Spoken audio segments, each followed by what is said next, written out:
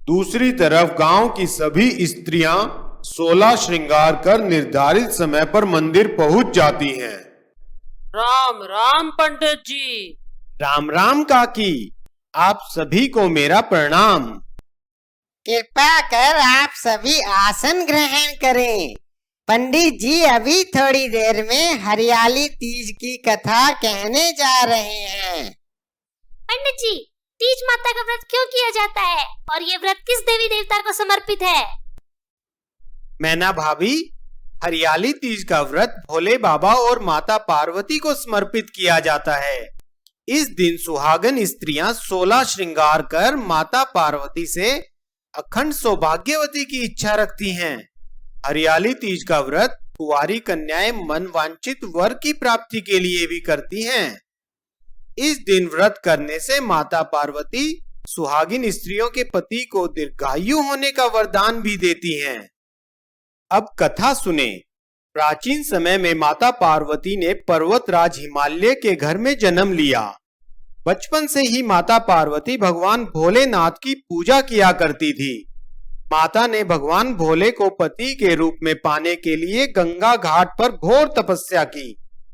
माता की इस घोर तपस्या से प्रभावित होकर एक दिन देव ऋषि नारद पर्वतराज हिमालय के पास उनकी पुत्री के विवाह का एक प्रस्ताव लेकर आए। नारायण नारायण, प्रणाम पर्वतराज हिमालय।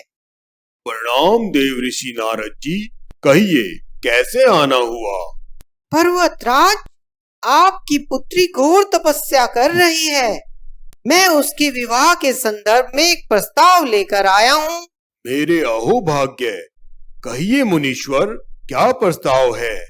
पार्वती के कठोर तप से प्रसन्न होकर भगवान विष्णु उनसे विवाह करना चाहते हैं।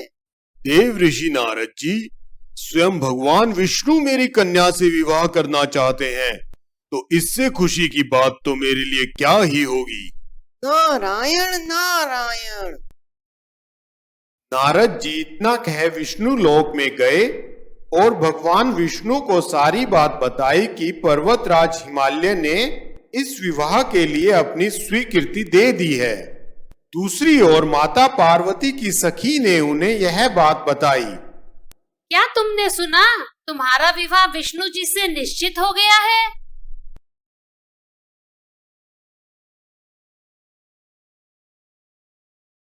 क्या बात है पार्वती, थोड़ा चिंतित दिखाई दे रही हो? सखी, आज मैं धर्म संकट में आ गई हूँ। मैंने भगवान शिव को अपना स्वामी मान लिया है, तो भला मैं विष्णु जी से विवाह कैसे कर सकती हूँ? तुम इतना अधीर ना हो। यदि तुमने भगवान शिव को अपना स्वामी मान लिया है तो अपने नारी धर्म का पालन करो और शिव को ही पति रूप में प्राप्त करो। परंतु सखी, पिताजी के वचन का क्या होगा? सखी, मैं तुम्हें एक घनघोर जंगल में ले चलती हूँ। वहाँ तुम शिव के लिए तपस्या और साधना भी कर पाओगी और पर्वतराज तुम्हें खोज भी नहीं पाएंगे। देवी पार्वती घोर जंगल में साधना करने चली जाती है। देवी पार्वती घोर जंगल में साधना करने चली जाती है। दूसरी ओर पर्वतराज पुत्री को महल में न पाकर बहुत चिंतित होते हैं। न जाने पार्वती कहाँ चली गई है। मैंने उसका विवाह विष्णु जी से निश्चित कर दिया है। अब यदि विष्णु जी बारात लेकर आ गए तो हमारा घोर अपमान होगा। प्रिय, मैं पार्वती की खोज में जा रहा हूँ। पर्वतराज पुत्री की खोज के लिए वन वन भटकते हैं, परंतु देवी पार्वती का कुछ पता नहीं चलता। दूसरी ओर पार्वती एक गुफा में अपनी सखी के साथ शिव तपस्या में लीन थी। पार्वती, आज तुम रेत के शिवलिंग का निर्माण कर शिव का व्रत करो। ओम नमः शिवाय, ओम नमः शिवाय। देवी पार्वती की कठोर तपस्या से प्रसन्न होकर भगवान शिव ने उन्हें दर्शन दिए। देवी पार्वती, अपनी आंखें खोलो। मैं तुम्हारी तपस्या से बहुत प्रसन्न हूँ। कहो, क्या वरदान चाहिए? हे शिव, मैंने सच्चे हृदय से आपको अपना स्वामी मान लिया है। यदि आप मुझे वरदान देना ही चाहते हैं तो मुझे अपनी अर्धांगिनी स्वीकार करें।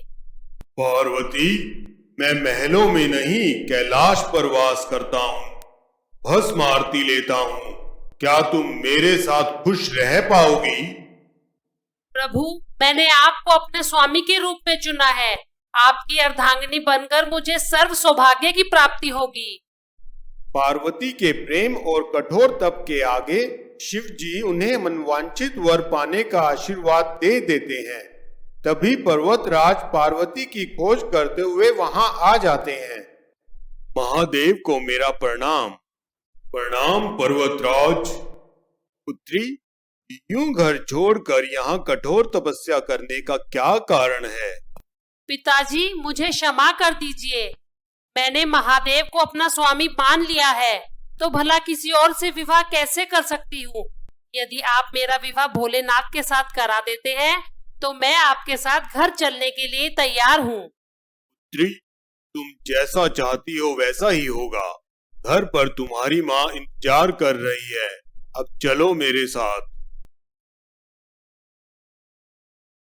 कुछ समय बाद बड़ी धूमधाम से भगवान शिव और माता पार्वती का विवाह संपन्न हुआ।